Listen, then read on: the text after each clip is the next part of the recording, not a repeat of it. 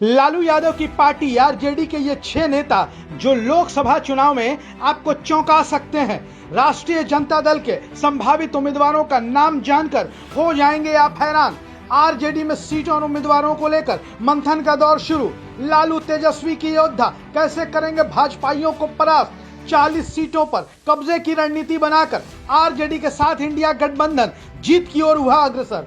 जी हां, बात करेंगे आज राष्ट्रीय जनता दल की। राष्ट्रीय जनता दल जो लालू प्रसाद यादव की पार्टी है, जो बिहार विधानसभा की सबसे बड़ी पार्टी है। आरजेडी अब धीरे धीरे अपने उम्मीदवारों को लेकर चिंतन मनन मंथन के दौर में पहुंच चुका है। जल्द ही आरजेडी के उम्मीदवारों का नाम पब्लिक के सामने आ सकता है। आपको बता दें कि राष्ट्रीय जनता दल इंडिया गठबंधन में शामिल है। जी हां, वही इंडिया गठबंधन जो देश भर में विपक्षी दलों को एकजुट कर रहा है और विपक्षी दलों की इस एकजुटता ने केंद्र की नरेंद्र मोदी सरकार के साथ ही भारतीय जनता पार्टी की नींद हराम करके रख दी है। आज हम बात करेंगे, जिक्र करेंगे राष्ट्रीय जनता दल के उन 6 उम्मीदवारों का जो लोकसभा चुनाव में चौंका सकते हैं। जी हां, ये नाम आपको चौंकाने के लिए काफी होंगे, क्योंकि आरजेडी जिस तरीके से अपने उम्मीदवारों को लेकर मंथन कर रहा है, जिस तरीके से जिताऊ उम्मीदवारों को टिकट देने के लिए आरजेडी में चर्चा का दौर शुरू हो चुका है, वैसे में भारतीय जनता पार्टी के साथ ही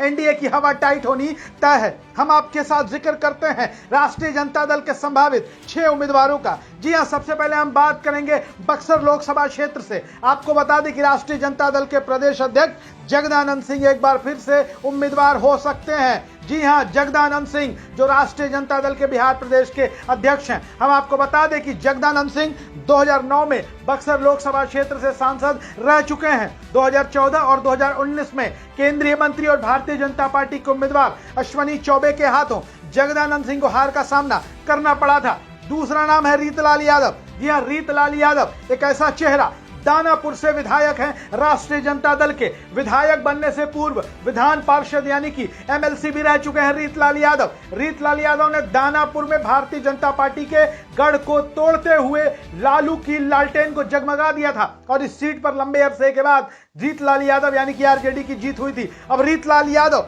पाटलिपुत्रा लोकसभा सीट से चुनाव लड़ सकते हैं। वैसे आप ये कह सकते हैं कि चूंकि ये सीट लालू प्रसाद यादव की बेटी डॉक्टर मीसा भारती की है, तो ऐसे में रीतलाल यादव को ये सीट कैसे मिलेगी। तो आपको बता दें कि मीसा भारती राज्यसभा की सांसद भी है और चूंकि 40 की 40 सीटों को जीतना आरजेडी के साथ इंडिया गठबंधन का लक्ष्य है, लिहाजा रीतलाल यादव को पाटलिपुत्रा सीट दी जा सकती है। तीसरा नाम आता है सरफराज आलम का।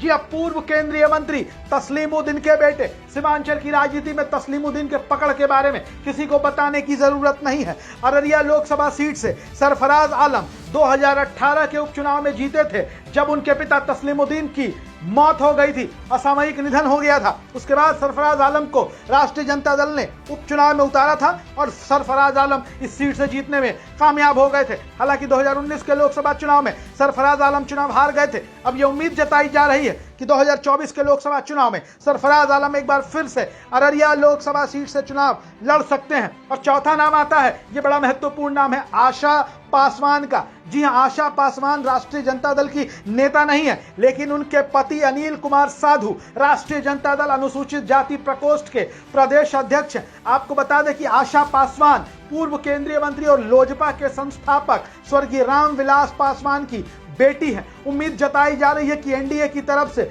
चिराग पासवान हाजीपुर लोकसभा सीट से चुनाव लड़ सकते हैं। तो चिराग पासवान के सामने उनको चुनौती देने के लिए अनिल कुमार साधु की पत्नी आशा पासवान को आरजेडी मैदान में उतार सकती है। और अगर आरजेडी आशा पासवान को मैदान में उतारती है तो विरासत की जंग हाजीपुर लोकसभा क्षेत्र में तेज हो जाएगी, क्योंकि एक तरफ रामविलास पासवान की विरासत का दावा चिराग पासवान करेंगे, तो चिराग पासवान के सामने उनकी बहन आशा पासवान आरजेडी या इंडिया गठबंधन के उम्मीदवार के रूप में रामविलास पासवान की विरासत पर अपना दावा ठोक सकती हैं। अब्दुल बारी सिद्दीकी ये 5वां नाम है। अब्दुल बारी सिद्दीकी राष्ट्रीय जनता दल के बड़े अल्पसंख्यक चेहरे हैं, बड़े समाजवादी नेता हैं, पुराने नेता हैं। राष्ट्रीय जनता दल और लालू प्रसाद यादव के परिवार के बड़े ही भरोसेमंद हैं। वो मधुबनी लोकसभा सीट से चुनाव लड़ सकते हैं। आपको बता दें कि अब्दुल बारी सिद्दीकी पहले भी मधुबनी लोकसभा क्षेत्र से चुनाव लड़ चुके हैं, हालांकि वो चुनाव नहीं जीत पाए।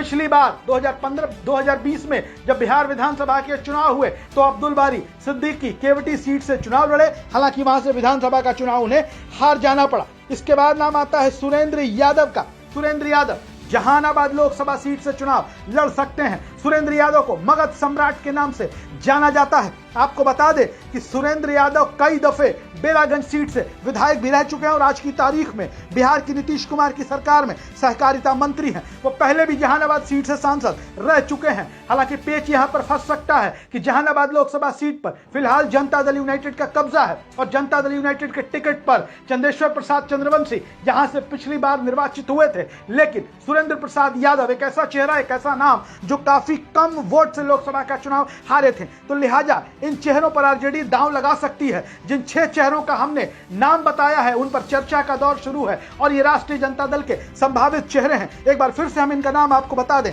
बक्सर से जगदानंद सिंह, पाटलिपुत्रा लोकसभा सीट से रीतलाल यादव, अररिया से सरफराज आलम, हाजीपुर से आशा पासवान, मधुबनी से अब्दुल बारी सिद्दीकी और जहानाबाद से सुरेंद्र यादव लालू की लालटेन के टिकट पर चुनाव लड़ते हुए आपको दिखाई दे सकते हैं। वीडियो अच्छा लगे शेयर करिए, अपनी राय जरूर लिखिए। धन्यवाद।